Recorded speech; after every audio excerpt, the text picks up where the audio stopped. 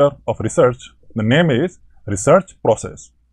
So we are dealing with the research process, and you know very well the process is the way in which we are doing something to achieve something. Process वो तरीका होता है जिससे कि हम कुछ भी चीज को सॉल्व करने की कोशिश करते हैं, और यहाँ हमारी जो प्रॉब्लम है वो है रिसर्च. अगर रिसर्च को किस तरीके से किया जाएगा और कौन सा स्टेप कब आएगा, इन सब के बारे में जो जानकारी मिलती है उसे रिसर्च प्रोसेस कहते हैं. क्लियर है? सो रिसर्च प्रोसेस एक्चुअल में डिपेंड इस बात पर होता है कि आप रिसर्च कौन सी कर रहे हैं. So if you are doing research for quantitative purpose, then the research process should be different. और अगर आप ये रिसर्च क्वालिटेटिवली कर रहे हो तो रिसर्च प्रोसेस अलग होता है. So we are trying to solve the both type of the process. First one the quantitative and the second one is qualitative. हम दोनों के लिए इस प्रॉब्लम को सॉल्व करने की कोशिश करेंगे कि रिसर्च प्रोसेस क्वांटिटेटिवली कैसा होता है और रिसर्च प्रोसेस क्वालिटेटिव के लिए कैसा होता है. ठीक है बच्चों? So now start the chapter name is research process. ये जो बातें चल रही हैं वो किसके बारे में बच्चे? रिसर्च प्रोसेस के बारे में. तो द रिसर्च प्रोसेस के अंदर क्या होता है? That is the various task. Research process बेटा किस बारे में बात कर रहा है? वेरियस टास्क, यानी कि इसके अंदर जो टास्क हैं वो एक दो नहीं होता है, बहुत सारे टास्क को मिलाकर बनता है रिसर्च प्रोसेस. बहुत सारे टास्क कौन से हैं? प्रॉब्लम स्टेटमेंट का लेना, उसके ऑब्जेक्टिव बनाना, फिर रिव्यू लेना, फिर हाइपोथेसिस बनाना, बहुत सारे मैं बता दूंगा आपको. तो काफी सारे टास्क को मिलाकर एक बनता है प्रोसेस. सपोज करो कि जैसे कि आपने कहीं आपका को चाहिए सिलेक्शन इन नॉट सेट. अगर आप सिलेक्शन चाहते हो एक गवर्नमेंट जॉब के लिए, देन आपके बहुत सारे प्रोसेस होते हैं. First you purchase some good books, then you purchase some good notes, then you join for coaching, then online offline, बहुत सारे प्रोसेस से गुजरने पड़ते हो. एग्जाम का फॉर्म भरते हो, एग्जाम अपियर होते हो, आप एलिजिबल होते हो, तब आपको जाकर क्या होता है? सिलेक्शन होता है. तो ये सारी चीजें जो हैं वो किसके अंदर आती हैं? प्रोसेस के अंदर है. तो वो आपका प्रोसेस है एग्जाम में सिलेक्ट होना, और ये हमारा प्रोसेस है कि रिसर्च करना. तो रिसर्च कौन से प्रोसेस से की जाएगी? उसमें बहुत सारे टास्क आएंगे, मल्टीपल टास्क आते हैं. आपने कहा मल्टीपल टास्क में कौन कौन सा है? That is the decision and action carried out by researcher. कुछ डिसीजन लेने पड़ते हैं. विच डिसीजन मीन्स आप कौन सा स्टेटमेंट लेने वाले हो, कौन सी डिजाइन चुनने वाले हो, कौन कौन से वेरिएबल रखने वाले हो, एक्सपेरिमेंट किसके ऊपर करने वाले हो. तो बहुत सारी चीजें हैं जो आपको डिसाइड करनी है, और जैसे आपने डिसाइड किया है उसी के अकॉर्डिंग आपको क्या लेना पड़ेगा? एक्शन. प्लानिंग के बाद ही हम एक्शन लेते हैं, और प्लानिंग तब करेंगे, उसके बाद हम क्या कर लेंगे? Decide by the researcher. Obvious सी बात है, who will do this thing? कौन करेगा रिसर्च प्रोसेस को? ऑब्वियस सी बात है वो करेगा जिसको रिसर्च करनी है. And who will do this research? Answer is researcher. Researcher जो है वो रिसर्च करता है, तो प्रोसेस को भी वही फॉलो करेगा. ठीक है बेटा? Find out the answer for the research question. Ultimate purpose क्या होता है? किसी भी रिसर्च का अल्टीमेट पर्पज होता है उस रिसर्च क्वेश्चन का आंसर देना. जो भी आपका क्वेश्चन है उसका आंसर देना अल्टीमेट पर्पज काउंट होता है. किसका बच्चे? आंसर है रिसर्च प्रोसेस का, and known as the research process. तो बहुत सारे टास्क को यूज करके, उनको प्लान करके, उनके बारे में डिसीजन लेके, फिर उनका एक्शन प्लान करके हम जो रिसर्च क्वेश्चन का आंसर ढूंढ रहे हैं उस प्रोसेस को रिसर्च प्रोसेस कहते हैं. मैं दोबारा रिपीट कर रहा हूं, ट्राई टू अंडरस्टैंड. बहुत सारे टास्क को एक साथ कंबाइंड करके, फिर उस प्रोसेस के जितने स्टेप है उनको डिसाइड करके, फिर उन डिसाइड एक्शन को प्लान करके और इंप्लीमेंट करके, एक्शन करके आप जो भी आंसर लेके आ रहे हो उस रिसर्च क्वेश्चन का, ये पूरे प्रोसेस को रिसर्च प्रोसेस ही कहते हैं. सो आई होप आपको समझ में आ गया होगा कि रिसर्च प्रोसेस क्या होता है.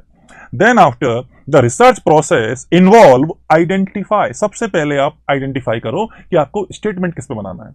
आपको प्रॉब्लम स्टेटमेंट क्या है, आप उसको आइडेंटिफाई करो. अगर आप उसे आइडेंटिफाई करोगे तो फिर आप उसको ढंग से बता पाओगे कि आपकी प्रॉब्लम. जब तक आपको खुद अपनी प्रॉब्लम से नहीं पता, आप उसके बारे में कोई भी डाटा इकट्ठा नहीं कर सकते. तो सबसे पहले आप आइडेंटिफाई करो कि आपका स्टेटमेंट क्या होगा, आप उस स्टेटमेंट से क्या चाहते हो. Locating, then assessing and analysing the information. बहुत सारी चीजें हैं. आप अल्टीमेट जो करने वाले हो, आपसे पूछा जाए क्या करने वाले हो, मैं डाटा कलेक्ट करना चाहता हूं, और जब डाटा कलेक्ट हो जाएगा उसके बाद फिर मैं उसका क्या करूंगा? एनालिसिस. और एनालिसिस के बाद उसका क्या किया जाएगा? इंटरप्रिटेशन, यानी उसका रिजल्ट निकाला जाएगा. तो एनालिसिस इज वेरी इंपॉर्टेंट. आपने कहा then need support your research question. आप ऐसा देखना कि ये जो रिजल्ट आ रहा है क्या आपके प्रॉब्लम स्टेटमेंट को सपोर्ट कर रहा है या उसे सपोर्ट नहीं कर रहा है. सो दैट इज द थिंग. आपने कहा इनमें से क्वेश्चन नहीं बनता, जहां से क्वेश्चन बनता है मैं आपको बता दूंगा. ठीक है बेटा? तो आपने कहा सबसे इंपॉर्टेंट एक लाइन में बोल देता हूं, इसको स्टार बना लेना और एग्जाम में काम आएगा. रिसर्च प्रोसेस का सबसे इंपॉर्टेंट टास्क कौन सा है? What is the most important task of research process. Research process का मानो या आप रिसर्च का मानो, सबसे इंपॉर्टेंट टास्क किसे माना जाता है? तो most important task is data collection. सबसे इंपॉर्टेंट टास्क डाटा कलेक्शन होता है. सबसे ज्यादा जरूरी आपको रिसर्च में है कलेक्शन ऑफ डाटा। तो आपसे पूछा जाए which is most important the research, review of literature है, प्रॉब्लम स्टेटमेंट है, डाटा कलेक्शन है, एनालिसिस है, इंटरप्रिटेशन है, क्या है? आंसर इज डाटा कलेक्शन सबसे इंपॉर्टेंट है। तो ये एग्जाम में आ भी चुका है और आपको ये याद होना चाहिए कि सारे प्रोसेस में सबसे इंपॉर्टेंट टास्क कौन सा है? Collection of data. क्लियर बच्चे? Good. So in the research process, आप सबको पता है मैं जो पढ़ा रहा हूं वो रिसर्च प्रोसेस में बता रहा हूं किसके लिए बेटा? क्वांटिटेटिव के लिए। और the qualitative I will discuss later. In the quantitative the research process conducted in 5 phases. आपने कहा कितने फेज होते हैं सर? 5 फेज होते हैं जिसमें स्टेप काफी सारे होते हैं, इसमें स्टेप्स होते हैं मैनी। आपने कहा ठीक है सर कौन कौन से हैं? वो सब मैं आपको अभी बता दूंगा, 1 बाय 1 करके आते रहेंगे। आप ये याद रखो कि रिसर्च प्रोसेस को 5 फेज में डिवाइड किया गया है और ये सीक्वेंस के हिसाब से डिवाइड किया है। किसके हिसाब से? सीक्वेंस के हिसाब से। तो सबसे पहला फेज जो होता है उसे कंसेप्चुअल फेज कहते हैं। कौन सा फेज बच्चे? सबसे पहले फेज को कंसेप्चुअल फेज कहते हैं। सेकंड फेज होता है डिजाइन एंड प्लानिंग। कौन सा बच्चा? Design and planning. पहला बताओ। पहला है कंसेप्चुअल फेज, दूसरा है design and planning, third one is empirical phase. कौन सा बच्चे? Empirical phase. And fourth one analytic phase and fifth one is disseminating phase. सबके अंदर क्या क्या होता है एक बार मैं थोड़ा सा ब्रीफ आइडिया दे देता हूं, फिर हम स्टेप के बारे में बात कर लेंगे कि कौन से फेज में कितने स्टेप हैं। इसमें भी स्टेप होते हैं, इसके अंदर भी स्टेप होते हैं, हर फेज में 3 4 5 स्टेप होते हैं, उनके बारे में हम पढ़ेंगे। पर फेज 5 है। आपने नाम बताइए। सबसे पहले मैं बता देता हूं कंसेप्चुअल फेज, लिखते जाना बच्चे। Conceptual phase, second one design and planning phase, third one empirical phase, fourth one is analytic phase and the fifth one answer is disseminating phase. तो what should I do in conceptual phase? Conceptual phase में आप concept बनाते हो, आप सोचते हो कि आप किसके बारे में स्टेटमेंट बनाने वाले हो, आपका जो प्रॉब्लम है वो किस बारे में होगा, आपके ऑब्जेक्टिव क्या क्या होंगे, आप रिव्यू कहां से लाओगे, ये सब चीजें, आप हाइपोथेसिस कैसे बनाओगे, सारी चीजें आपको कौन से फेज में आ जाती हैं? The answer is conceptual phase. जहां आप सोच रहे हो, थिंकिंग कर रहे हो, रीड कर रहे हो, पढ़ रहे हो, डाटा आप सोच रहे हो कहां कहां से मुझे क्या क्या चीज मिलेंगी, सोर्स देख रहे हो। यानी जो चीजें आप प्लान, जो भी चीजें आप सोच रहे हो, समझ रहे हो और डिसाइड कर रहे हो कि मैं यहां से चीजें करूंगा, उसे कंसेप्चुअल फेज कहते हैं। तो आपने कहा कंसेप्चुअल फेज में कौन से स्टेप आते हैं? तो कंसेप्चुअल फेज में क्या आता है? थिंकिंग। अभी बताया था मैंने, सोचना। सोच जो रहे हो कि आपको स्टेटमेंट कहां से मिलेगा, कैसे लेना है, कौन सा स्टेटमेंट लेना है। रीडिंग। आपको सोचने से आप क्लियर नहीं हो पा रहे हो, अगर आप सोचने से क्लियर नहीं कर पा रहे हो कि आपको स्टेटमेंट किसके बारे में चाहिए, then you have go for the reading. आप बहुत सारी रिसर्च पढ़िए, वहां से आपको आइडिया मिल जाएगा कि आपको किस बारे में रिसर्च करनी चाहिए। देन कंसेप्चुअलाइजिंग, हर बात को कंसेप्चुअलाइज करो, what is the true and what is the false, क्या सही है और क्या आप प्रूफ कर सकते हो, क्या आप प्रूफ नहीं कर सकते हो। तो हर चीज को कंसेप्चुअलाइज करो। रिव्यूइंग, पहली बात ध्यान से, एक बार करने के बाद फाइनल नहीं होता, आपको कई बार सोचना पड़ता है। उसके पॉजिटिव साइड सोचनी पड़ती है, उसकी नेगेटिव साइड भी सोचनी पड़ती है। तो आप अच्छे से रिव्यू कर लो और रिव्यू करने के बाद आप करना बच्चे क्या? आइडियाज का अचीव। तो आपको रिव्यू का आइडिया हो जाएगा तो फिर आप इसे कंसेप्चुअल फेज में काउंट कर सकते हो। तो कंसेप्चुअल फेज जो है that is the thinking, reading, conceptualising, review of the idea.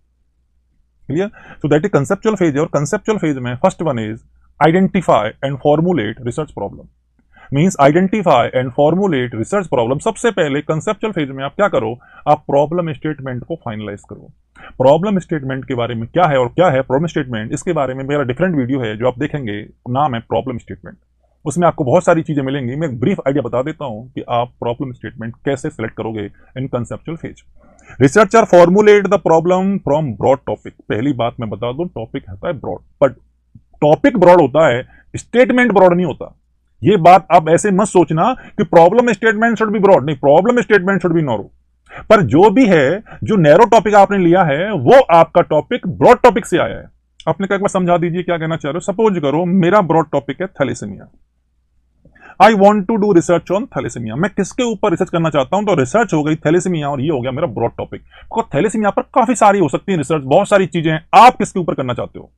तो उस थैलेसीमिया से मैंने थोड़ा सा नैरो किया। क्या किया बेटा? मैंने नैरो। और मैंने डिसाइड किया कि मेरा स्टेटमेंट होना चाहिए psychological impact of blood transfusion in thalassaemia. ये आपको अच्छे से पता है कि थैलेसीमिया वाले बच्चे का मंथली या वीकली जो भी डॉक्टर प्रिस्क्राइब करते हैं ब्लड ट्रांसफ्यूजन होता है। That is the only treatment. Thalassaemia का 2 ही ट्रीटमेंट है, एक तो ब्लड ट्रांसफ्यूजन और एक है चिलेटिन थेरेपी। तो जो उसका ब्लड ट्रांसफ्यूजन हो रहा है उस वजह से उसको बार बार साइकोलॉजिकल प्रॉब्लम होती है। तो what is the psychological changes during blood infusion in thalassaemia. तो ये मैंने टॉपिक को नैरो कर दिया। बहुत सारी प्रॉब्लम है थैलेसीमिया में, I am only talking about psychological problem. तो साइकोलॉजिकल प्रॉब्लम्स जो मैंने, psychological problems due to blood transfusion ये मैंने उस टॉपिक को क्या कर दिया बेटा, ये मैंने उस टॉपिक को छोटा कर दिया। यानी मैंने ब्रॉड टॉपिक से मैंने स्टेटमेंट, तो मैंने टॉपिक तो ब्रॉड लिया था, पर मैंने स्टेटमेंट ब्रॉड नहीं बनाया, मैंने स्टेटमेंट बनाया बिल्कुल लिमिटेड, कंसाइज, क्लियर, बहुत बड़ा नहीं बनाना मुझे। तो आपने कहा ठीक है, तो हम टॉपिक ब्रॉड लेते हैं और उसके बाद फिर हम देख लेते हैं कि ये टॉपिक को नैरो कैसे करना है, यानी उस टॉपिक का किस पार्ट पर मेरे को रिसर्च करनी है। आई होप समझ में आ रहा होगा। तो मैंने ब्रॉड टॉपिक से स्टेटमेंट चुना और फिर मैंने उसको नैरो किया। क्लियर। उसके बाद जब आप रिसर्च प्रॉब्लम ले रहे हो तो कुछ बातें आपको याद रखनी चाहिए जो आपके माइंड में है। आपने कहा विच थिंग, मैं अभी बात कर रहा हूं किसके बारे में, रिसर्च प्रॉब्लम। जो भी मैं बात करूंगा स्टेप फर्स्ट के बारे में बात कर रहा हूं, फेज फर्स्ट कंसेप्चुअल, उसका पहला step the phase is formulating the problem statement. Clear बेटा, गुड। अब जो प्रॉब्लम स्टेटमेंट है, सबसे पहले आपको क्या देखना है कि बेटा प्रॉब्लम स्टेटमेंट जो है वो फिजिबल होनी चाहिए। आपने कहा what do you mean by feasible? Feasible का मतलब है पॉसिबल। ऐसा स्टेटमेंट लेना जो पॉसिबल हो, ऐसा मत लेना जो पॉसिबल ही ना हो। बहुत ज्यादा कोई क्रांतिकारी स्टेटमेंट लेने की जरूरत नहीं है जिसे आप पूरा ही ना कर सको। तो सबसे पहले आप स्टेटमेंट में देख लेना क्या ये मुझसे पॉसिबल होगा या नहीं होगा, क्या मैं इस पर स्टेटमेंट पर रिसर्च कर सकता हूं या नहीं कर सकता हूं। तो कृपया वही लेना जिस पर आप रिसर्च कर सकते हो, तो फिजिबल लेना, नहीं तो बाद में रिसर्च का स्टेटमेंट बदलना पड़ेगा। ऐसी नौबत नहीं आनी चाहिए। ठीक है सर, नहीं आएगी। आप जो लेयर में मैं बता रहा हूं प्रॉब्लम स्टेटमेंट, जो भी प्रॉब्लम स्टेटमेंट लेना चाहते हो, आपको उसके बारे में पहले से क्या होनी चाहिए, नॉलेज। आपको उसके बारे में पहले से क्या होनी चाहिए बच्चे, नॉलेज होनी चाहिए। तो आपने कहा जो नॉलेज है वो क्या होनी चाहिए, किसके बारे में, आपको रिसर्च के बारे में नॉलेज होनी चाहिए थी कि ये स्टेटमेंट क्या है। मैं समझा नहीं, मैं बताता हूं। जैसे थैलेसीमिया है, थैलेसीमिया के बारे में अगर मैं बात करूं तो थैलेसीमिया, अगर आपको इसके बारे में कुछ पता ही नहीं है कि थैलेसीमिया क्या होता है, it is the autosomal recessive disorder होता है, जो कि इसमें क्या होता है, हीमोग्लोबिन की प्रॉब्लम आ जाती है। हीमोग्लोबिन का जो चेन है वो प्रॉब्लम करता है। तो अल्फा हीमोग्लोबिन भी, अल्फा थैलेसीमिया भी बोलते हैं, बीटा थैलेसीमिया बोलते हैं। अगर अल्फा में प्रॉब्लम है तो अल्फा बोलते हैं, बीटा में प्रॉब्लम बीटा बोलते हैं। बहुत सारी चीजें हैं, तभी आप स्टेटमेंट लोगे thalassaemia. If you don't know anything about thalassaemia, it's not possible, then you have to select a topic from thalassaemia, क्योंकि आप उसे कर ही नहीं पाओगे। तो it's my advice to you, always take your statement जिसके बारे में आपको नॉलेज हो, इसमें आपका इंटरेस्ट हो। तो वो थोड़ा सा क्या होना चाहिए, आपके इंटरेस्ट वाला होना चाहिए, इंटरेस्टिंग होना चाहिए। ये बच्चे, तो जो इंटरेस्टिंग है वो कौन सा है, that is for the which one is, आपका प्रॉब्लम स्टेटमेंट क्या होना चाहिए, इंटरेस्टिंग। ठीक है बेटा, ठीक है। और बहुत सारी चीजें हैं। आपने कहा सर और स्टेटमेंट कैसा होना चाहिए, स्टेटमेंट डिक्लेरेटिव होना चाहिए या इंटेरोगेटिव होना चाहिए। आपने कहा नहीं, always try to take statement declarative. कभी भी स्टेटमेंट कभी भी क्वेश्चन मार्क के फॉर्म में नहीं लिया जाता, और ना लेना भी नहीं चाहिए। ले सकते हैं, मैं मना नहीं कर रहा हूं, पर लेना नहीं चाहिए। आपको डिक्लेरेटिव स्टेटमेंट लेना चाहिए, सिंपल, जिसका एंड एक फुल स्टॉप से होता हो, ना कि क्वेश्चन मार्क से। चलिए बेटा, तो statement always try to take declarative. तो सबसे पहले मैंने क्या बना लिया, स्टेटमेंट जो मैंने ब्रॉड टॉपिक से नैरो करके लिया है। आगे चलें, तो पहले ही स्टेप, पहले फेज का पहला स्टेप है formulate the problem statement, and the second one is determining the study objective. कभी आपने अगर किसी की रिसर्च खोल के देखी होगी, प्रॉब्लम स्टेटमेंट के नीचे ऑब्जेक्टिव्स लिखे होते हैं कि ये वो ऑब्जेक्टिव है, means that the objective is clear direction of every research project. Means क्या कहना चाहता हूं, मैं ये बताना चाह रहा हूं बच्चे, मेरी बात को बड़े गौर सुनना। ये रिसर्च आप कर रहे हो, इस रिसर्च से आप चाहते क्या हो, व्हाट यू वांट, आप क्या चाहते हो, आपका पर्पज क्या है इस रिसर्च को करने का, और वो पर्पज लिखा होता है ऑब्जेक्टिव के फॉर्म्स में। तो मैं आपको वो बता रहा हूं कि वो पर्पज लिखे होते हैं। आपके स्टेटमेंट के नीचे जो ऑब्जेक्टिव है वो ऑब्जेक्टिव और कुछ नहीं है, वो पर्पज है, ये बताने के लिए why you are doing this research, आप ये रिसर्च क्यों कर रहे हो, इसको बताने के लिए। और आप ये रिसर्च क्यों कर रहे हो इसको बताने के लिए करते हैं, तो वो ऑब्जेक्टिव्स होते हैं, यानी पर्पस। सपोज करो मेरा पहला ऑब्जेक्टिव है to find out the association between the knowledge and the knowledge and the age of that mother, कि मां की नॉलेज और उसकी एज के बीच में क्या संबंध है, ये देखना है। तो ये मेरा देखने का पर्पज है, ये मेरा पर्पज है कि मैं इस रिसर्च से ये देखना चाहता हूं कि मां की एज का मां की नॉलेज पर असर पड़ता है क्या, कि जिनकी एज ज्यादा होती है उनकी नॉलेज कैसी होती है। ये सब जो चीजें हैं ये किससे पता पड़ेंगी, ऑब्जेक्टिव से। और ऑब्जेक्टिव में लिखा होना चाहिए कि आप क्या चाहते हो, आप क्या चाहते हो उस रिसर्च से। तो what you want, that is your objective. Clear बच्चे, आप क्या प्रूव करना चाहते हो, क्या साबित करना चाहते हो, वो सब आपके क्या कहलाएंगे, ऑब्जेक्टिव। क्लियर है। ऑब्जेक्टिव से बाद मुझे एक वर्ड याद आ रहा है, ऑपरेशनल डेफिनेशन। क्या बेटा, ऑपरेशनल डेफिनेशन। ये क्या होता है, आपके पास अगर प्रॉब्लम स्टेटमेंट है, उस प्रॉब्लम स्टेटमेंट के जितने भी वर्ड कीवर्ड होते हैं, जितने भी कीवर्ड होते हैं, उनको आपको डिफाइन करना पड़ता है। क्या करना पड़ता है, डिफाइन। और डिफाइन उसकी दो होते हैं बेटा, ध्यान से। एक तो उसकी होती है डेफिनेशन, जो कि नॉर्मल डेफिनेशन है, और एक होती है in your research. In your research. आपकी रिसर्च में उसकी क्या डेफिनेशन है? बोला मैं समझा नहीं, मैं बता देता हूं, बहुत आसान है। एक स्टेटमेंट में एक वर्ड आया मदर, एक वर्ड आया लैक्टेटिंग मदर, है ना? गुड। आप अगर कहीं ऑक्सफोर्ड डिक्शनरी में मदर देखोगे, वो मदर अलग है, ठीक है, उसकी डेफिनेशन अलग होगी जो मैं यहां लिखूंगा। अगर मेरी स्टेटमेंट देखा जाए तो मुझे उस मां को लेना था जिसके बच्चे 5 साल से छोटे हैं, तो मेरे लिए मदर की डेफिनेशन अलग है इन दिस रिसर्च, तो वो मेरी कहलाएगी ऑपरेशनल डेफिनेशन। मेरे हिसाब से मेरी रिसर्च में उसकी मीनिंग क्या है? हो सकता है उसका मतलब कुछ और हो, मां का मतलब कुछ और हो, पर मेरी रिसर्च में मां का मतलब वो औरत, वो फीमेल जिसके बच्चे 5 साल से छोटे हों और बच्चों को दूध पिलाती हो, वो है मेरे हिसाब से रिसर्च। क्या है? डेफिनेशन। तो वो कहलाती है बच्चे ऑपरेशनल डेफिनेशन। ऐसे ही बहुत सारे वर्ड की हम क्या बनाते हैं, बहुत सारे वर्ड का हम क्या बनाते हैं बच्चे, एक एक वर्ड की डेफिनेशन, और वो कहलाती है ऑपरेशनल डेफिनेशन। स्टेटमेंट के हर की वर्ड को आपको दो दो डेफिनेशन देनी पड़ेंगी। एक डेफिनेशन अकॉर्डिंग टू ऑक्सफोर्ड या जो भी आप लिख रहे हो, and the second one is definition according to my research. और जो आप अपने रिसर्च के हिसाब से लिख रहे हो वो कहलाती है ऑपरेशनल डेफिनेशन। क्या कहलाती है बेटा? Operational definition, not definition, operational definition. Clear है? गुड। थर्ड वन इसमें है, थर्ड पहला क्या था? प्रॉब्लम स्टेटमेंट का बनाना, सेकंड था ऑब्जेक्टिव का बनाना, थर्ड है रिव्यू ऑफ लिटरेचर का आइडेंटिफाई करना और बनाना। आपने कहा what do you mean by review of literature? Review of literature का एक सेपरेट वीडियो है जो आप देखना, इसका चैप्टर का नाम है रिव्यू ऑफ लिटरेचर। कुछ ब्रीफली मैं इसको डिस्कस कर लेता हूं, डिटेल में मैंने वहां पढ़ा दिया है आपको, आप देख सकते हो। So in that condition review of literature क्या होता है? It is the written and publish. जो भी अगर आप स्टेटमेंट ले रहे हो उससे रिलेटेड जो भी जानकारी है, उससे रिलेटेड जो भी जानकारी है, चाहे वो पब्लिश्ड है चाहे वो अनपब्लिश्ड है, चाहे वो पब्लिश्ड है चाहे वो अनपब्लिश्ड है, वो सारी जो है जानकारी आपके लिए क्या कहलाएगी? Review of literature. क्या करें बच्चे? रिव्यू ऑफ लिटरेचर कहलाती है। जो भी सारी, आपने कहा एक बार बताना सर कौन सी, कोई सी हो, फर्क नहीं पड़ता, पब्लिश्ड भी हो सकती है और अनपब्लिश्ड भी हो सकती है।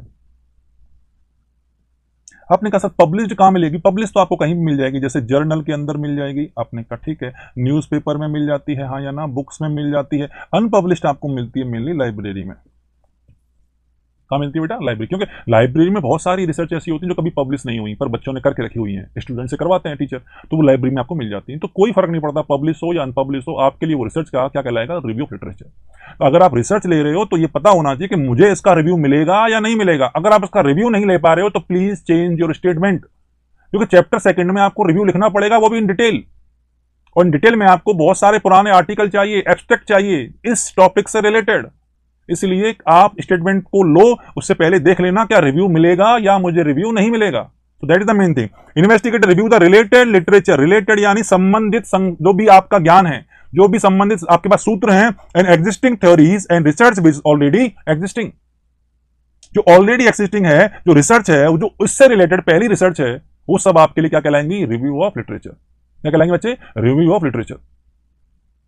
समझ में आ रहा है बच्चे? तो that is the review in the related review आप जो ले रहे हो वो रिव्यू ऑफ लिटरेचर में आएगा। After that review of literature आप क्या करोगे, और ये मैं आपको बता चुका हूं, रिव्यू ऑफ लिटरेचर अगर आप ले रहे हो, try to take review of literature from primary source. What is primary source and what is secondary source, that the be discussed in the my video of review of literature. आप वहां देख सकते हो, पर अभी मैं आपको बता देता हूं आपको जो लेना है बच्चे, वो कौन से लेना है आपको, that is from the primary. कोशिश करना कि आप प्राइमरी सोर्स से ही लो, कोशिश आप ये करना कि प्राइमरी सोर्स से ही आप लो। So that is the condition we discuss for the which one is review of literature. किसके बारे में बात कर रहे हैं? रिव्यू ऑफ लिटरेचर के बारे में। क्लियर है? Then development of conceptual framework. Development of conceptual framework क्या होता है? इट इज द इंटीग्रेटेड और डिफाइन कंसेप्ट। देखो एक बात मैं क्लियर कर देता हूं, कंसेप्चुअल फ्रेमवर्क के लिए वी नीड हमें क्या जरूरत है? Knowledge of theory. जो थ्योरी है किसकी बच्चे? नर्सिंग की। Each and every conceptual framework depend on the nursing theory, and nursing theory की नॉलेज होने वाला ही कंसेप्चुअल फ्रेमवर्क बना सकता है। बहुत सारी थ्योरीज है, मैं नाम गिना देता हूँ। Theories that the Nightingale theory, then Orem theory, Henderson theory, Peplau theory, Roy adaptation theory, King's goal attainment theory. बहुत सारी थ्योरीज हैं जिन जो नर्सिंग में दी गई हैं। अप्रोक्सीमेट 13 to 15 थ्योरी हैं, 13 से 15 थ्योरीज हैं जो नर्सिंग में काफ़ी फेमस है, काफ़ी पॉपुलर है। जिसको भी अगर बनाना है, जिसको भी अगर रिसर्च का कंसेप्चुअल फ्रेमवर्क बनाना है, ये बात उसे पता होनी चाहिए कि कैसे बनाया जाता है थ्योरी, और थ्योरी के बेस पर कैसे बनाया जाता है कंसेप्चुअल फ्रेमवर्क। आप एक सिंपल सा मतलब समझ के देख लो, कंसेप्चुअल फ्रेमवर्क, कंसेप्ट को जोड़कर एक फ्रेमवर्क बनाना जिसका कुछ मतलब निकलता हो, जिसका कुछ मतलब निकलता हो। तो कंसेप्चुअल फ्रेमवर्क बहुत हेल्प करता है in also the formulation of hypothesis, आपके हाइपोथेसिस को बनाने में भी हेल्प करता है। कौन सा? Conceptual framework. आपने कहा समझ नहीं आया, तो अगर कंसेप्ट एक ऊन है, वूलन है, अगर कंसेप्ट एक ऊन है और उस ऊन से बुनकर आप जो स्वेटर बना रहे हो, तो जो स्वेटर है वो कंसेप्चुअल फ्रेमवर्क है, जो स्वेटर है वो कंसेप्चुअल फ्रेमवर्क है। क्लियर बच्चे? और उसके बाद जो ऊन है जिससे वो स्वेटर बना है वो कहलाती है कंसेप्ट। क्लियर? तो कंसेप्चुअल फ्रेमवर्क कंसेप्ट से बुन के बना हुआ चीज होती है। तो आपने कहा ठीक है, इट इज इंटीग्रेटेड और define concept and relationship, it include in relationship among the variable, यानी कि इट इंक्लूड, ये बताता है कि इन सारी चीजों का आपस में क्या कनेक्शन है, उस कनेक्शन के बारे में बात करता है कौन? That is the conceptual framework. और मैं बता चुका हूं कंसेप्चुअल फ्रेमवर्क बनाने के लिए आपको थ्योरी की नॉलेज होना बहुत जरूरी है, और एक अच्छा कंसेप्चुअल फ्रेमवर्क आपको हेल्प करेगा टू डिराइव द हाइपोथेसिस। चलिए बच्चे, so that is about the which one? Conceptual framework. Good. After the conceptual framework, the next step is formulate the hypothesis. Formulation of hypothesis. So hypothesis भी एक chapter है which I will discuss. Researcher formulate the hypothesis based on problem. आपको ये पता होना चाहिए कि जो hypothesis है वो हमेशा problem statement से derived होता है। आपने कहा एक बार आप समझा दीजिए कि कैसे ऐसे आप बोल सकते हो कि hypothesis always taken from the problem statement. Definitely मैं एक बार आपको स्टेटमेंट लिख के बता देता हूं, फिर मैं उसमें से क्या बना दूंगा बच्चे? हाइपोथेसिस। तो a study to assess the effect of smoking on lung cancer in community of Jaipur city. Jaipur city के अंदर जो भी कम्युनिटीज हैं, जो भी रूरल कम्युनिटी जैसे भी कम्युनिटीज हैं, उनमें उनके लोगों पर आपको इफेक्ट देखना है। किसका? स्मोकिंग का। हाँ या ना? इफेक्ट देखना है स्मोकिंग का और लंग कैंसर के ऊपर। ये मेरा स्टेटमेंट है। अब मैं अगर हाइपोथेसिस बनाता हूं तो बड़े आसानी से बनेगा। कैसे? देखो, इसी में से बनाऊंगा, ठीक बेटा, इसमें से बनाना है। देयर इज एक रिलेशनशिप है, there is a relationship between smoking and lung cancer in community. ये मेरा बन गया बेटा, क्या? ये मेरा बन चुका है क्या चीज? हाइपोथेसिस। ये मेरा स्टेटमेंट था जिसके ऊपर मुझे रिसर्च करनी थी, और इसमें से मैंने क्या बनाया? दैट इज माय हाइपोथेसिस, और that is H1 research hypothesis.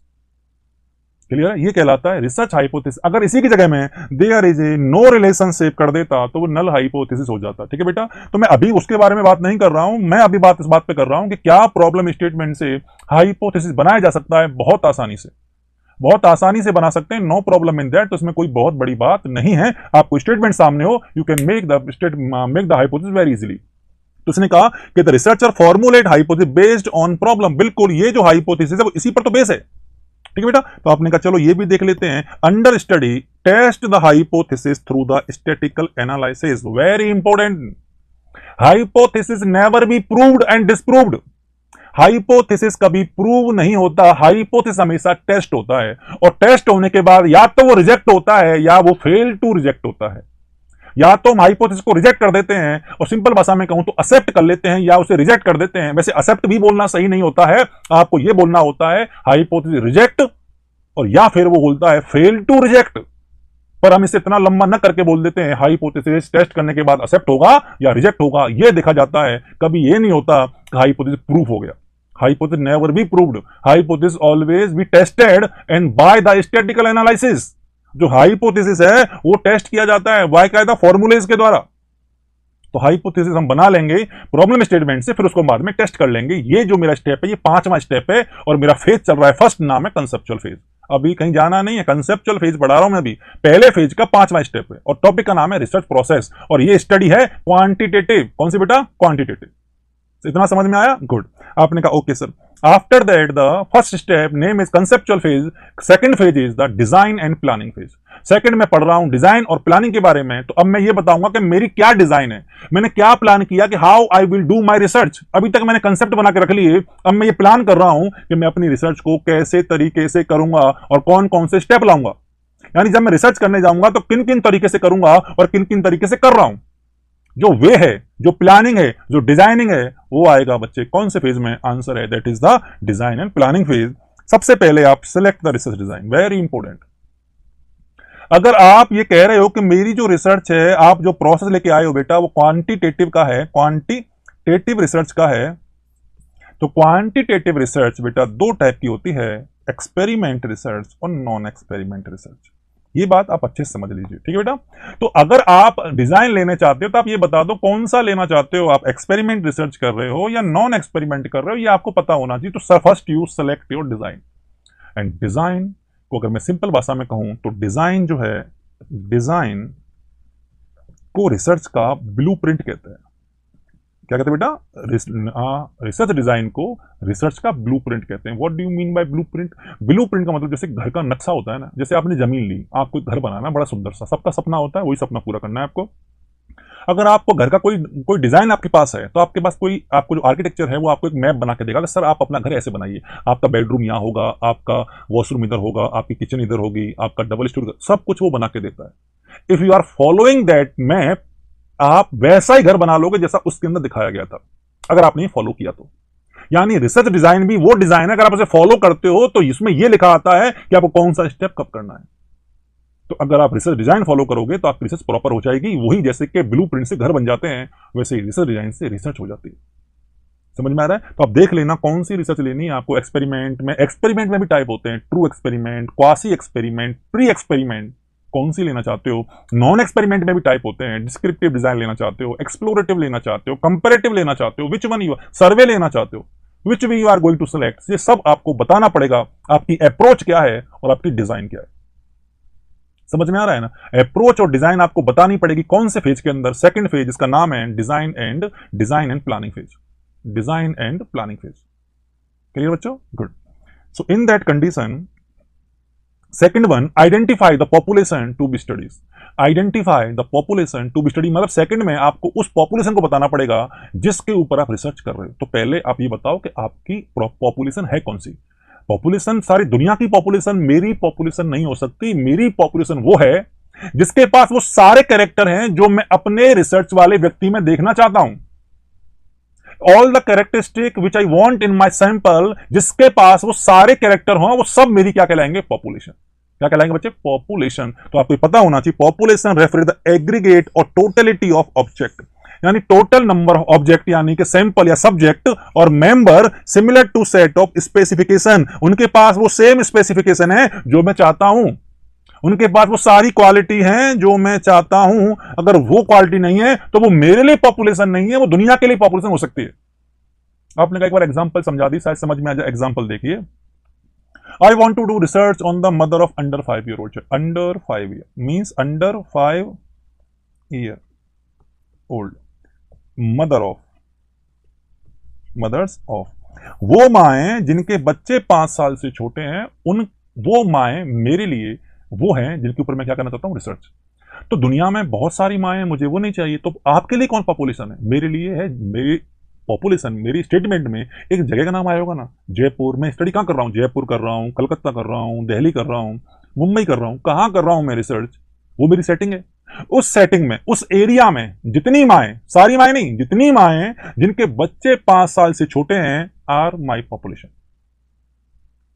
उस पर्टिकुलर एरिया में जितनी माएं हैं जिनके बच्चे 5 साल से छोटे हैं, वो मेरी टारगेट पॉपुलेशन है। Target population. आपको सपोज करो आपके एरिया में बहुत सारी माएं हैं, जैसे माएं हैं आपके पास 1 लाख, पर उनमें से सिर्फ 500 माएं ऐसी हैं, 500 माएं ऐसी, 500 माएं ऐसी जिनके बच्चे 5 साल से छोटे हैं। ठीक है बेटा? तो वो हो गए आपकी टारगेट पॉपुलेशन। फिर आप उनके पास गए, माता जी मुझे आपको सैंपल बनाना है, आपकी स्टडी करनी है। अगर वो विलिंग नहीं है, तो आप उसे हटा दो। विलिंग है, सपोज करो 500 में से 300 ने कहा ओके वी आर रेडी, हम रेडी हैं, तो 500 में से 300 हुई आपकी accessible population. Which one? Accessible population. And sample always taken from the accessible population. और जो सैंपल होता है वो हमेशा कौन सी पॉपुलेशन से लिया जाता है? सैंपल हमेशा असेसेबल पॉपुलेशन से लिया जाता है, जो आपके लिए उपलब्ध हो आपका सैंपल बनने के लिए। तो उसके बाद मैंने आपको ये बताना चाह रहा हूं कि हमें डिजाइन प्लानिंग फेज में पहले डिजाइन लेना है, उसके बाद मुझे उसकी पॉपुलेशन को लेना है। क्या लेना बच्चे? पॉपुलेशन को लेना है। And the population, the third one is specify the method in measuring the research variable. means specify the method in measuring the research variable. This method may be biophysiological measurement. ये जो method होता है वो biophysical method में होता है, self report हो सकता है। सिंपल भाषा में ये कह रहा है टूल ऑफ डाटा कलेक्शन। ये बता दो कि आप कौन से तरीके से डाटा कलेक्शन करोगे या करने वाले या कर रहे हो। मतलब सर सेल्फ रिपोर्ट से कर रहे हो, सेल्फ रिपोर्ट में क्वेश्चन एड्स दे रहे हो, या आप इंटरव्यू दे रहे हो, चेकलिस्ट है, या कोई रेटिंग स्केल है, या आप कोई बायोफिजिकल मेथड है। कौन से मेथड से आपकी इंफॉर्मेशन मैं लूंगा, आपकी इंफॉर्मेशन मैं लूंगा, इसका मतलब है आपसे डाटा लूंगा। और डाटा लेना डाटा कलेक्शन कहलाता है, और जिस तरीके से लेते हो वो टूल ऑफ डाटा कलेक्शन कहलाता है। समझ आ रहा है बच्चे? तो ये पता होना चाहिए कि ऑब्जर्वेशन से ले रहे हो, सेल्फ रिपोर्ट से मेजरमेंट कर रहे हो, आप कौन से मेथड से कर रहे हो, वो मेथड स्पेसिफाई करना जरूरी है। ये बताना जरूरी है कि कौन सा मेथड आपके लिए सूटेबल। देखो हर मेथड हर जगह नहीं काम आता, स्टेटमेंट डिसाइड करता है कि यहां कौन सा मेथड बेटर रहेगा। सपोज करो आपका सैंपल इलिटरेट है, मैं बहुत सिंपल सी बातें कर रहा हूं, आपका स्टेटमेंट, आपका सैंपल इलिटरेट है, अनपढ़, then questionnaire method is useless. Then questionnaire method is useless for that guy. Then you should go with the interview. आप पूछ लीजिए, बात कर लीजिए, मुंह से बोल देगा वो, लिख नहीं सकता, पढ़ नहीं सकता। समझ आ रहा है ना बेटा? तो इन दैट कंडीशन स्टेटमेंट डिसाइड करता है कि आपका मेथड कौन सा होगा। तो मेथड डाटा कलेक्शन क्या होता है, ये भी एक चैप्टर है जो मैं आपको बताऊंगा। In the chapter name is collection methods of data collection. चलिए बच्चे, तो आपको ये पता हो, पहले में हमने क्या डिजाइन बना ली, फिर मैंने पॉपुलेशन देख ली, उसके बाद मैंने क्या फाइनल कर लिया कि this is the my way of the which one is answer है मेथड ऑफ डाटा कलेक्शन। आपने कहा कैसे कैसे आप कर सकते हो, मैंने कहा questionnaire, interview, questionnaire, interview, checklist, rating scale,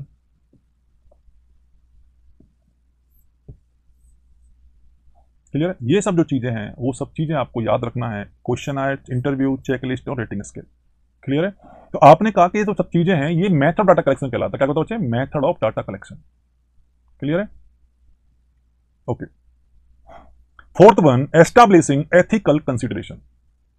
establishing, जो आपको एस्टैब्लिश करना है क्या? Ethical consideration. एथिकल कंसिडरेशन यानी कि it's your responsibility that your sample should not harm. उसे किसी प्रकार का कोई भी हार्म नहीं होना चाहिए, यानी कोई भी नुकसान नहीं होना चाहिए। It's your responsibility to take care the right of that sample. इसलिए सबसे पहले आप उसे कंसेंट जरूर ले लेना। कंसेंट के बिना आप उसे सैंपल नहीं बना सकते। अगर आपको वो पढ़ नहीं सकता, किसी को समझाओ, उसको समझाओ, पर उसे कंसेंट के बिना आप सैंपल नहीं बना सकते। It's the unethical thing. आपने कहा ठीक है सर, कंसेंट में ले लूंगा। देन अगर आपने कहा सर थोड़ा बहुत नुकसान तो होता है, इट्स योर रेस्पॉन्सिबिलिटी। अगर हार्म है, मेरी बात को बड़ी गौर सुनना, अगर सैंपल में कुछ नुकसान हो रहा है तो फायदा उससे ज्यादा होना चाहिए। तो आपने कहा मतलब ये आपको हार्म और बेनिफिट का रेशो देखना है। आपको हार्म और बेनिफिट का रेशो देखना है, एंड हार्म एंड बेनिफिट का रेशो कम होना चाहिए, मतलब हार्म कम और बेनिफिट ज्यादा। अगर आप हार्म को पूरी तरह अवॉइड नहीं कर सकते, मैं एग्जांपल देता हूं। सपोज करो आपने सैंपल बुलाया, पहले प्री टेस्ट लिया, फिर पढ़ाया, फिर पोस्ट टेस्ट लिया। समझने की कोशिश करना, पहले प्री टेस्ट लिया, फिर पढ़ाया, फिर पोस्ट टेस्ट लिया। पूरे दिन आपके साथ था वो सैंपल, उसका एक दिन पूरा खराब हुआ।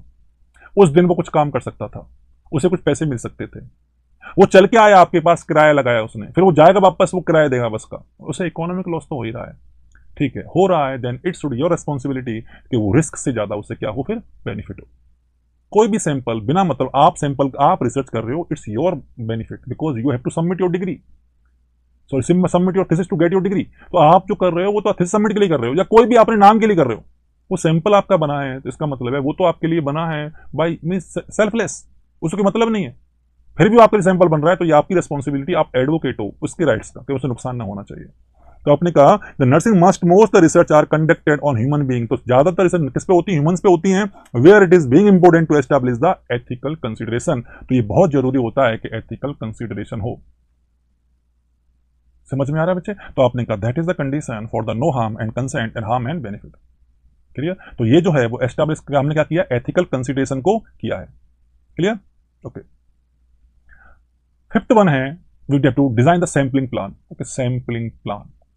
अगर मैं, मेरी बात सुनो, मैं आपको सेकंड फेज बता रहा हूं, और सेकंड फेज का नाम है डिजाइन एंड प्लानिंग। अभी सेकंड फेज चल रहा है रिसर्च का, पहला फेज हो चुका है कंसेप्चुअल फेज, सेकंड फेज में ये सेकंड फेज का 5वां स्टेप है कि आपको ये पता होना चाहिए कि सैंपलिंग प्लान कौन सा लेने वाले हो। तो आपने कहा सैंपलिंग प्लान यानी सैंपलिंग टेक्निक।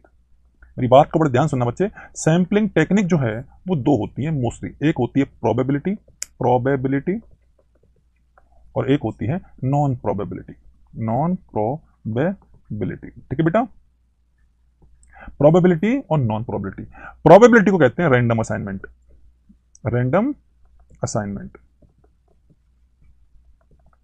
ये सबसे बेस्ट होती है। मतलब क्या है इसका, each and every member of population have the equal right to become your sample.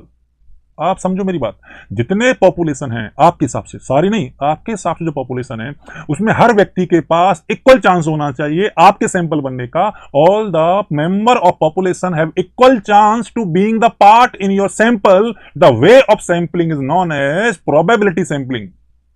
इस बात को बड़े ध्यान से सुन लेना, एग्जाम में पूछा जाएगा कि प्रोबेबिलिटी सैंपलिंग बेटर क्यों होती है। बिकॉज उसमें पॉपुलेशन के हर व्यक्ति के पास समान चांस होते हैं आपके सैंपल बनने का, आपके सैंपल में ऐड होने का, इसलिए सबसे बेस्ट होता है कौन सा बच्चे, प्रोबेबिलिटी सैंपलिंग। तो आप ये डिसाइड कर लो कि आप कौन सी करने वाले हो, प्रोबेबिलिटी करने वाले हो या नॉन प्रोबेबिलिटी करने वाले हो। इसके बाद आप ये डिसाइड करो कि प्रोबेबिलिटी में से कौन सी करोगे, सिंपल रैंडम करोगे, स्ट्रेटिफाइड करोगे, देन आप कौन सी क्लस्टर करोगे, कौन सी करोगे। ये सारी चीजें आपको पता होनी चाहिए, और इसी में कहते हैं selection of the sampling plan. The researcher cannot use whole population, ये आपको पता है, I cannot use whole population because whole population is 10,000 of mother of under 5-year-old child। इतने मेरे पास रिसोर्सेस नहीं है, इतना मेरे पास पैसा नहीं है, ना मेरे पास इतना टाइम है। I have to collect the data from 10,000 mother, so I have to take only 100। 100 को चुनना यानी 1000 में से 100 को चुनना कहलाता है sampling. What that is sampling. इसके बाद generalise result to select the sample based on character. Selection of sampling technique mainly probability और नॉन प्रोबेबिलिटी। तो जो सिलेक्शन होता है वो दो टाइप से होता है, या तो प्रोबेबिलिटी होगी या फिर नॉन प्रोबेबिलिटी होगी। इसके भी सब टाइप होते हैं, इनके भी सब टाइप होते हैं, जो मैं पढ़ा दूंगा when I will teach the sampling technique. तो ये बात आप पहले से फिक्स कर लेना, ये प्रोसेस में पहले पता होना चाहिए कि आप कौन सी सैंपलिंग टेक्निक काम में लेने वाले हो, और which sampling technique going to suit on your statement. आपके स्टेटमेंट पे कौन सी सैंपलिंग टेक्निक सूट करती है। आई होप आपको समझ में आ गया होगा। आपने कहा ठीक है sir. Then after finalising and review the research plan, अभी तक आप सिर्फ क्या कर रहे हो, डिजाइन और प्लान बना रहे हो, आपने सब कुछ बना लिया, हर स्टेप को देख लिया। अब इसे एक बार क्या करो, फाइनल करो, और फाइनल होने के बाद ही I will enter into the field. Field का मतलब है फॉर कलेक्शन ऑफ डाटा। समझ में आ रहा है ना बेटा। तो researcher need to help the research plan approved by some special committee ensure that plan not violate any ethical principle. बहुत इंपॉर्टेंट लाइन है बेटा। ये जो कमेटी आती है, ये जो कमेटी आती है उसका नाम होता है एथिकल कमेटी। क्या होता है बेटा, एथिकल कमेटी। आपने कहा हमें कहां मिलेगी, आप मत घबराओ, when you are student under in university. अगर आप किसी यूनिवर्सिटी के अंदर आप स्टूडेंट हो तो university provide the ethical committee. आपका स्टेटमेंट का जो प्रेजेंटेशन है पीपीटी के फॉर्म में, वो कमेटी के सामने किया जाएगा, कमेटी विल अप्रूव। वो कमेटी अप्रूव करेगी ये सही है या नहीं है। तो उस कमेटी में कुछ मेंबर्स होते हैं जो आपको मैं बता देता हूं। एक तो होता है सोशल वर्कर होते हैं, देन लॉयर होते हैं, एजुकेशनिस्ट होते हैं, कुछ ऐसे 5-6 लोगों से मिलकर कमेटी बनी होती है। वो समझ में आ रहा है ना। वो कमेटी ही डिसाइड करती है कि आपका स्टेटमेंट एथिकली सही है या नहीं है। तो एथिकल कंसिडरेशन का अप्रूव आपको लेना पड़ता है एथिकल कमेटी से। आपने कहा सर हमने तो नहीं लिया, तो हमारी तो हो गई। अब होने को तो इंडिया में कुछ भी होता है, वो यूनिवर्सिटी का मामला है, वो बुलाए या ना बुलाए, आपको ऐसे अप्रूव कर दे। होने को तो रिसर्च एक दिन में बन जाती है लोगों की, सबमिट भी हो जाती है। That is not a big deal. PDF लेके आते हैं, पीडीएफ में क्या करते हैं, अब वो पीडीएफ पूरी कॉपी करते हैं, बस सिटी का नाम बदल देते हैं, बेंगलोर की जगह जयपुर लिख देते हैं, और सबमिट करके काम चल जाता है, और लोग ले भी लेते हैं और अप्रूव कर देते हैं, और डिग्री मिल भी जाती है। ऐसा कॉमन है। बट होने को तो कुछ भी होता है। मैं आपको वो बता रहा हूं जो आपको करना चाहिए अकॉर्डिंग टू नॉर्म्स। आपको एथिकल कमेटी के सामने प्रेजेंट करनी चाहिए आपकी रिसर्च के स्टेटमेंट को। वो बताएगा हाँ ये ठीक है, इससे किसी का कोई भी एथिकल प्रिंसिपल वायलेट नहीं हो रहा, और वो सही है। क्लियर बच्चे, गुड। तो that is the researcher need to help their research plan approved by the ethical committee. Good. तो आपने कहा ठीक है सर, रिसर्च मैंने फाइनल कर लिया। अब मेरा सेकंड फेज हो चला है। सेकंड फेज का नाम क्या था, डिजाइन एंड प्लानिंग। कौन सा बेटा, डिजाइन एंड प्लानिंग। और लास्ट जब आपने अप्रूव कर दिया, आपने टूल बना लिए, अपने पॉपुलेशन ले ली, आपने सब सैंपलिंग तरीका ले लिया, अप्रूव करा लिया, एक बार ऐसा करते हैं, एक डेमो लेके देख लो। डेमो किसका, आपकी रिसर्च का। मतलब कि देख लेते हैं आपने जो टूल बनाए हैं, जो प्लान बनाया है, वो प्लान वर्क करेगा या वो प्लान नहीं वर्क नहीं करेगा। तो जो डेमो लेने को बोल रहा हूं उस डेमो को रिसर्च के अंदर पायलट स्टडी कहते हैं। आप सपोज करो, आप जैसे कहीं कोचिंग ज्वाइन करने जाते हो, कोचिंग ज्वाइन करने से पहले आपको डेमो दिया जाता है कि ये टीचर ऐसा पढ़ाएगा और इस तरह को पढ़ाएगा। If you are comfortable then you have to go join the coaching. अगर आपको जो कमियां दिखनी है वो डेमो में दिख जाएंगी। अगर सपोज करो आपको दिख जाता है कि ये टीचर हिंदी में बहुत बात करता है, इंग्लिश को प्रॉपर यूज नहीं कर रहा है, या ये मिक्स नहीं बोल रहा है, या इसका प्रोनाउंसिएशन सही नहीं है, इसकी बॉडी लैंग्वेज सही नहीं है, इसकी नॉलेज प्रॉपर नहीं है, इसका रूड बिहेवियर है, जो भी चीजें हैं वो आपको पता चल जाएंगी डेमो के अंदर। कमियां पता चल जाएंगी तो आप उसे इंप्रूव कर सकते हो या फिर आप उसे किसी और कोचिंग में जा सकते हो। तो मैं यही कहना चाह रहा हूं कि पायलट स्टडी करने से क्या करोगे आप, पायलट स्टडी से हम क्या करते हैं, दैट इज रिहर्सल। हाँ, ये सही वर्ड है, रिहर्सल। किसका? मेन स्टडी की रिहर्सल को कहते हैं पायलट स्टडी, और वो भी बहुत बड़े सैंपल पे नहीं, स्मॉल सैंपल्स पे। सपोज करो आप मेन स्टडी में 100 सैंपल लेने वाले हो। बेटा क्या बोला मैंने, मेन स्टडी जो है, जो मेन स्टडी है उसमें आप कितना ले रहे हो, 100 सैंपल। ठीक है, तो आपको 100 सैंपल लेने की जरूरत नहीं है। इन द पायलट स्टडी आप only you can take 10 sample. हाँ या ना? बस एक बात याद रखना, ये 10 सैंपल इसमें से नहीं होने चाहिए, ये 10 सैंपल डिफरेंट होने चाहिए, ये 10 सैंपल डिफरेंट होने चाहिए। ठीक है बेटा, जो डिफरेंट है sample, that is the condition for the which one is use in pilot study. दो बातें और सुनो, पायलट स्टडी और मेन स्टडी, इन दोनों की सेटिंग अलग होनी चाहिए। मतलब वो एरिया अलग होनी चाहिए जहां आप स्टडी कर रहे हो। कभी उस एरिया में, उस हॉस्पिटल में पायलट स्टडी मत करना जहां आप क्या करने वाले हो, मेन स्टडी। और सैंपल सेम नहीं होने चाहिए। और इस पायलट स्टडी करने का बहुत बड़ा पर्पज यह है कि आप अपने प्लान को चेक कर लो, आप अपने प्लान को चेक कर लो। इस पायलट स्टडी के रिजल्ट को कोई वैल्यू नहीं है, सिर्फ इसलिए देखा जाता है कि आपने जो तैयारी की है वो पूरी है या वो तैयारी पूरी नहीं है। तो ये सिर्फ एक रिहर्सल है। मेन स्टडी यानी मेन स्टडी करने से पहले, अभी मैंने डाटा कलेक्शन नहीं किया है, अभी मैं जाऊंगा फील्ड में, उससे पहले मैंने करके देखा है कि हो पाएगा या नहीं होगा। इससे क्या होगा, पायलट स्टडी से कुछ कमियां पता चल जाएंगी, आप उन कमियों को दूर करोगे तो आपकी मेन स्टडी अच्छे से हो जाएगी। इसलिए पायलट स्टडी करना जरूरी होता है before main study. So that is my 7th point of the pilot study. So that is the phase number 2. इसका नाम था डिजाइन एंड प्लानिंग फेज।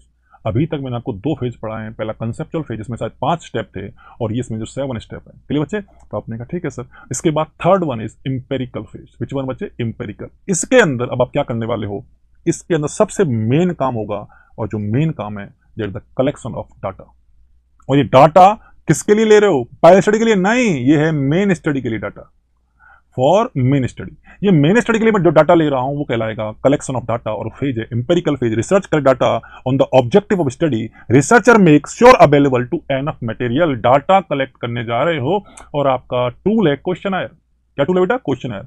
कितना सैंपल लिए बेटा? मैंने कहा सर 100 सैंपल का साइज है मेरा, सैंपल साइज 100 है। ठीक है। मेथड कौन सा बेटा? मैंने कहा सर क्वेश्चनर यूज कर रहा हूं। मैंने कहा ओके। क्वेश्चनर में क्या ले रहे हो सर? मैंने कहा एक प्री टेस्ट का है। अच्छा, और एक फॉर्मेट सेम है जो पोस्ट टेस्ट का है। ठीक है सर। सर कितने क्वेश्चन है? मैंने कहा सर 30 क्वेश्चन है।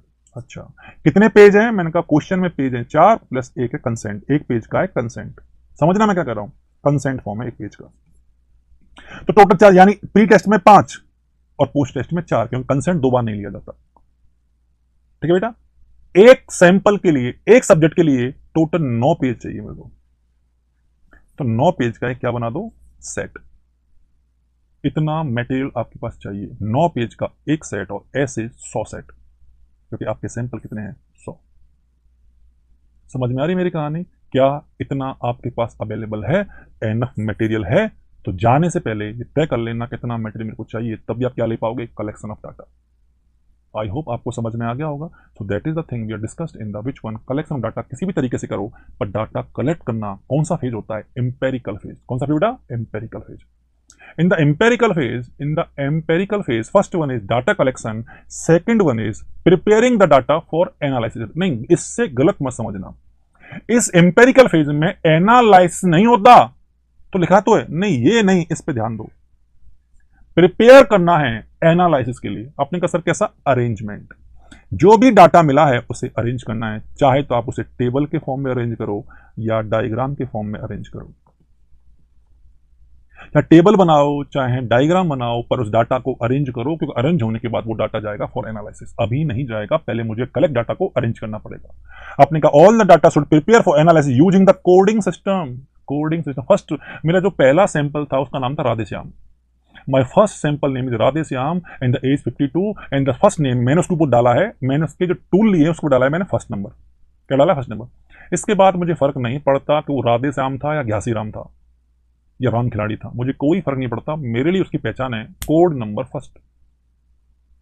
क्लियर बच्चे? क्योंकि मैं उसकी आइडेंटिटी को करूंगा भी क्या, मुझे छुपानी आइडेंटिटी तो मुझे वो कोड बनाने हैं, और मैं कहूंगा कोड फर्स्ट का स्कोर आया है, प्री टेस्ट स्कोर है 15 और पोस्ट टेस्ट है 25 आउट ऑफ 30। तो ये जो राधेश्याम है ये मेरे लिए क्या बन गया? Code first. और ऐसे मुझे सारे कोड जमाने हैं, और इन कोड को जमाने के बाद मुझे इनका क्या करना पड़ेगा? एनालाइसिस। क्या करना पड़ेगा? एनालाइज। उससे पहले मुझे कोड को सेट करके प्रिपेयर करना पड़ेगा, हाँ या ना? तो प्रिपरेशन करनी है मुझे, जिससे कि मैं क्या कर सकूं? डाटा का एनालिसिस। तो preparation should be done in empirical phase. उसमें दो होते हैं, collection of data and the preparation data for analysis. Clear बेटा? तो पहला फेज कंसेप्चुअल फेज, दूसरा फेज है planning and designing phase, third one empirical phase and the fourth one analytic phase. नाम से पता चल रहा है is the step in which we do the analysis. इसके अंदर हम क्या करेंगे? Analysing the data. अब होगा एनालिसिस। इस एनालिसिस में data themselves do not provide any answer. Data खुद कोई आंसर नहीं देता है, डाटा को आंसर निकालना पड़ता है, और डाटा से आंसर निकालना एनालिसिस कहलाता है। तो आपने कहा आंसर देता हूं so that the relationship can be identify, जिससे कि हमें रिजल्ट मिल सके और मैं उस रिजल्ट को बता सकूं। तो अभी सिर्फ आपने क्या किया है? एनालिसिस। अभी इसका बाकी है क्या अपने sir how can be do analysis? Okay, analysis is totally statistical procedure in quantitative research. ये पूरा कैसा होता है? पूरा देखा जाए तो ये बेटा होता है एक तरीके से स्टैटिकल प्रोसीजर होता है, फॉर्मूले लगाए जाते हैं, टेबुलेशन की जाती है, कई कैलकुलेशन होती है, बहुत हार्ड भी होती है, सॉफ्टवेयर का भी यूज होता है। उस कुल प्रोसेस से आपका क्या हो जाएगा? एनालिसिस। क्या हो जाएगा बेटा? एनालिसिस। आफ्टर द एनालिसिस आपको क्या करना है? Interpretation of result. आपको रिजल्ट निकालना है कि इस एनालिसिस से आपका रिजल्ट क्या आया है। Interpretation the process of making sense of the result and examining the implication of finding with the broader aspect. Means आपने जो किया है the making process of the result and examine the implication of the finding with the broader aspect. मतलब आप इस जो result निकल के आया है, अब इसका बहुत बड़ा एस्पेक्ट देखिए कि आप इस रिजल्ट को, आपने ये जो रिजल्ट निकाला, मेरी बात सुना बेटा, ये जो रिजल्ट निकाला है वो किस पे निकाला है आपने? सैंपल का। तो ये जो है वो रिजल्ट किसका है? सैंपल का। पर आपको इस रिजल्ट को अप्लाई तो बहुत लोगों पे करना है, मैं समझा नहीं? अरे मैं बताता हूँ, hand washing reduce the chance of infection, ये आपकी स्टेटमेंट था, और आपने कुछ लोगों पर रिसर्च किया जिनकी सैंपल साइज था 100। अगर आपने देखा hand washing reduce the infection, then ये प्रोसीजर सबको यूज करना है। तो क्या आपके रिजल्ट का एक लार्ज एरिया पर अप्लाई हो सकता है या नहीं हो सकता है, वो आप देख लो। The examine the implication of finding with the broader aspect. और ये देखना है कि इस रिजल्ट का यूज क्या लार्ज पॉपुलेशन पर यूज हो पाएगा या नहीं हो पाएगा। That is the interpretation of result. So that is the which phase? That is the analytic phase. Which बेटा? Analytic phase. 4 फेज हो चुके हैं, और 5वां लास्ट फेज है डिसेमिनेटिंग फेज। डिसेमिनेशन मतलब फैलाना, मैं सबको बताना, फैलाना, गली गली में ढोल पीटना, ऐसा है। कौन सा बच्चे? Dissemination phase. So communicating the finding. आपने रिजल्ट निकाल लिया, और आपने रिजल्ट निकाल के अच्छा रिजल्ट आया, आपने घर रख लिया। इसलिए थोड़ी की थी रिसर्च कि घर रखो इसको। जो रिजल्ट आया, अगर हर आदमी रिसर्च करके उस रिजल्ट को घर पे रख लेता, तो क्या ये बात कभी पता पड़ती कि हैंड वॉशिंग करने से इंफेक्शन कम होते हैं? क्या ये पता पड़ती कि कोल्ड स्पंजिंग करने से फीवर कम हो जाता है? क्या ये पता चलता कि कोल्ड कंप्रेशन से ब्लीडिंग बंद हो जाती है? ब्लीडिंग का बंद होना, कोल्ड कंप्रेशन, बुखार का जाना, कोल्ड स्पंजिंग, हैंड वॉश करना, इन्फेक्शन को दूर करना, ये सब तब पता चला जब लोगों ने अपनी रिसर्च के रिजल्ट को पब्लिश किया, और वो आपने पढ़ा और फिर उसको वेरीफाइड किया, तो आपको लगा ये सही कह रहा है। तो बच्चे, आपका सबसे इंपॉर्टेंट बात समझ लेना, अगर आप रिसर्च कर रहे हो तो उसके रिजल्ट को आप क्या करो? कम्युनिकेट, सबको बताओ। आपने कहा वेरियस वे, किसी भी तरीके से। आपने कहा सर मैं कैसे बताऊंगा? ओरली। आप उसे जर्नल में क्या करा दो? पब्लिश। आप उसका न्यूज़पेपर में क्या दे दो? आर्टिकल। समझ में आ रहा है? आप उसके लिए क्या अरेंज करो? वर्कशॉप। आप उसके लिए सेमिनार। अरे कुछ भी करो, लोगों को पता पड़े, ज्यादा से ज्यादा लोगों को पता पड़े कि आपकी रिजल्ट का रिजल्ट ये आया है, जिससे वो उसको यूज कर सकें। आप घर घर जाके नहीं बताने वाले लोगों को कि भाई साहब मुबारक हो, मैंने जो की थी रिसर्च उसमें इन्फेक्शन कम आया है। आप घर घर जाके नहीं बताते तो किसी भी आप कुछ नहीं हो रहा था, आप इंटरनेट पे डाल दो, लोग अपने आप ढूंढ लेंगे। समझ में आ रहा है ना? तो किसी भी तरीके से आप अपनी रिसर्च को कम्युनिकेट करो, that is most important thing. आपको नर्सिंग में सबसे इंपॉर्टेंट बात यही है कि आपको अपने रिसर्च को कम्युनिकेट करना पड़ेगा, और जब आप कम्युनिकेट करोगे, लोगों को आपको रिसर्च पता पड़ेगा, तो वो उसे क्या करेंगे? यूटिलाइज। आपको इन्फेक्शन कम हुआ हैंड वॉशिंग से, तो आज के बाद सबने हैंड वॉशिंग शुरू कर देंगे और इन्फेक्शन चांस को कम करेंगे। It is the last step of the research process. ये लास्ट स्टेप है कि यूटिलाइज द फाइंडिंग, कि हर जो एरिया में जो लोग हैं, जो आपसे रिलेटेड पॉपुलेशन है, उससे जो कैरेक्टर मैच करते हैं। जैसे कि मैं बात करूं नर्स की, if I am doing the research on nurse, then all the nurse can use my finding. अगर मैंने मेरी रिसर्च किसी नर्स पर की है, तो उस रिसर्च के रिजल्ट को हर नर्स यूज कर सकती है। That is the utilisation. समझ में आ रहा है ना? तो वो जो यूटिलाइजेशन है, जो उससे रिलेटेड पॉपुलेशन है, वो उसको यूज कर सकती है। That is the utilising of finding. So this is the end of research process for the quantitative, for the बच्चे क्वांटिटेटिव रिसर्च। तो ये क्वांटिटेटिव के लिए मैंने आपको बता दिया, ठीक है बेटा। In my next video we will discuss for the qualitative research process. कौन सा बच्चे? Qualitative research.